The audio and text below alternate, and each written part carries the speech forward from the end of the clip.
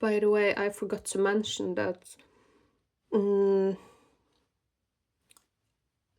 last December, even though at that time I was not so engaged in the whole thing between Palestine and Israel, uh, or the crime that Israel is committing.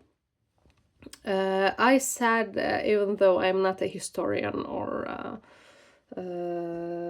anything like that, I said in some debate with my family during Christmas or after Christmas that, I wouldn't be surprised if actually Netanyahu, um, like, he allowed this terrorist attack of 7th of October to happen.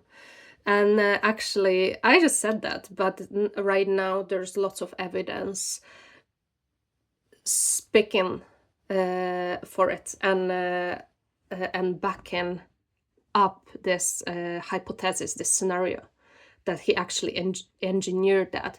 My thought was on like logical one, like this is such a heavily Gaza Strip was such heavily armed place by, I mean, IDF soldiers are so heavily armed. They're everywhere in every corner.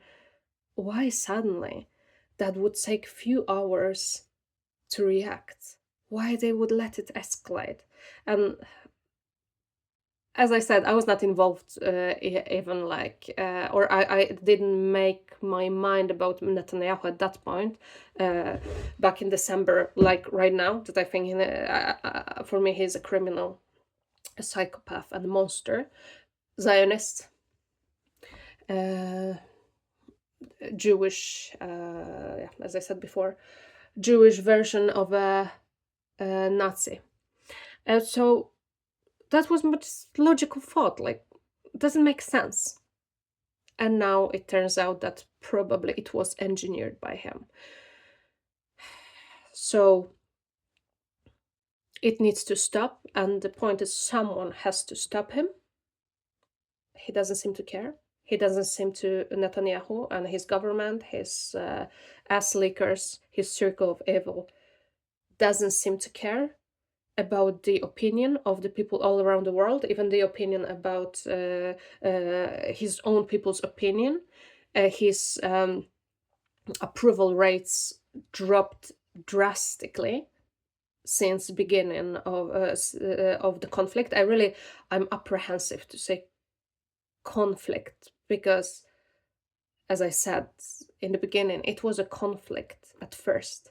Right now, it's a war crime, a genocide, and Auschwitz scenario unveiling in front of our eyes, in front of our very eyes. So yeah, I'm apprehensive to say that it was a conflict, and I'm, as I stated before, appalled by the response from the USA, from Donald Trump and Trump's administration.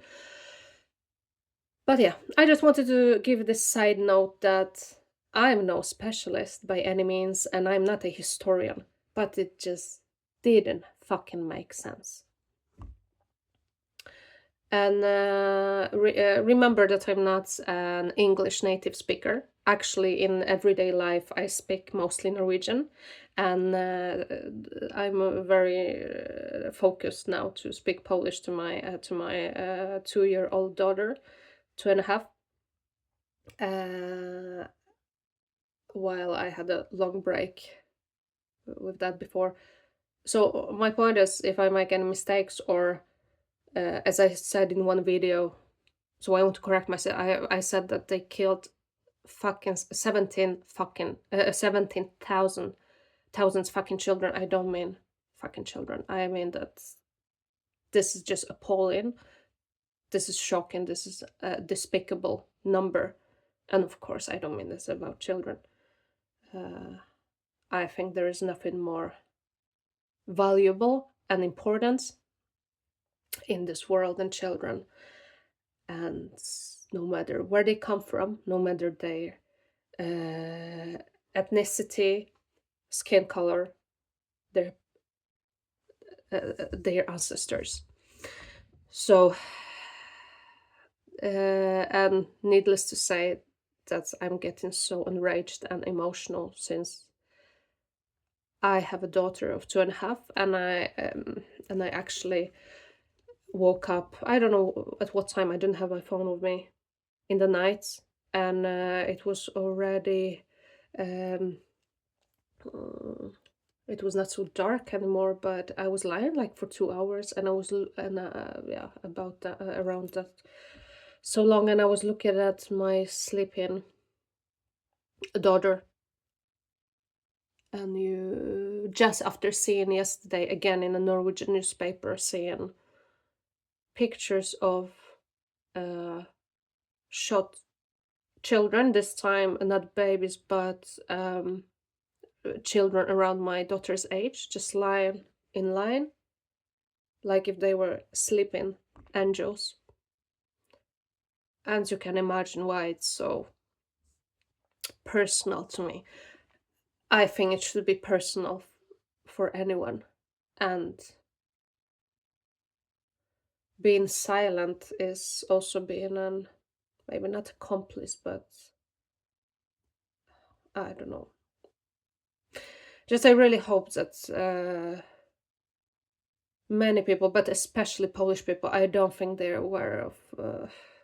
I don't think they care. No, it's the media. As someone said, the problem is the Western media, and it's true. The problem is the Polish media, because Polish media underplayed everything and blamed it on Palestinians, and this is very saddening. That Polish people believe that narrative. I certainly don't, not anymore. I did for a while in the beginning, but not anymore. By the way, there was I don't know, there's some woman in Netanyahu's government. I don't know if a minister of defense. To be honest, I don't want to mislead you, but she is an important person in the government, and she was on Piers Morgan's show. He was very vocal about Hamas terrorist attack. Now he's changing perspective, like anyone should, when they realize, okay, few hundred children, I underline, every child's life is precious, no matter if they're Jewish or Palestinian or Polish or whatever. But how it can escalate from having so many casualties among innocent children to having many thousands more innocent children paying the price. Just this is sickening. So this should be like obvious for anyone. But this Israeli woman, Piers Morgan asked her, how many children have you killed? How many children have you killed? And she was like changing the topic, but at last she said, it's not relevant. So that's my point. For extremist Zionists, it's not important how many children died. It's the cause that it's important, because they are superior. And what's worrying me, and some Jewish people spoke about this, some actress, and they said, what is going on is not making us safer. This will backfire, and it will. But what saddens me, that is, again, if history repeats itself again, if the whole world will hate Jewish people, it will turn again against the innocent children, Jewish children. So that's my point. For Netanyahu, motherfucker,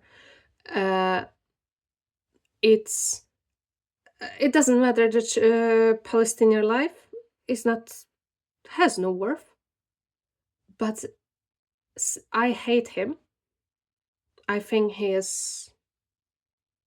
should be stopped and hanged. He deserves a capital punishment that doesn't exist anymore. Depends where in the world, I suppose. He deserves that without a doubt. But I would never, if he has grandchildren who are innocent children, 2, 3, 5, 8, I don't wish any harm upon them because it's not them who are responsible for his crimes. Uh, that's what I wanted to say.